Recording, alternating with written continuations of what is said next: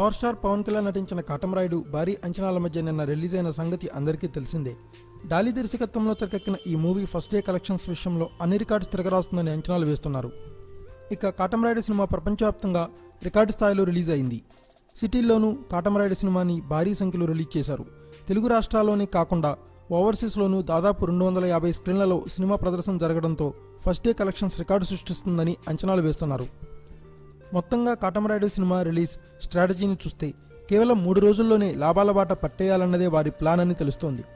ప్రస్తుతం థియేటర్స్ వద్ద చెప్పుకోదగ్గ సినిమాలేవీ లేకపోవడంతో అందరూ కాటమరాయుడు మూవీని చూసేందుకు ఆసక్తి చూపుతున్నారు. ప్రస్తుతం తెలుగు రాష్ట్రాల్లో వేసవి సెలవులు కావడం, ఇంటర్మీడియట్ పరీక్షలు ముగియడంతో కాటమరాయుడు చిత్రానికి కలెక్షన్స్ పెంచే అవకాశాలుగా ఉన్నాయి. ఇక మొదటి రోజు షోలు ఇప్పటి వరకు 100% ఆక్యుపెన్సీని చూపించాయి. దీంతో ఇండస్ట్రీలో ట్రేడ్ పండిట్స్ నుంచి వినిపిస్తున్న లెక్కల ప్రకారం ఈ మూవీకి మొదటి రోజు కలెక్షన్లు దాదాపు 50 కోట్ల రూపాయలు ఉండవచ్చు అని అంటున్నారు.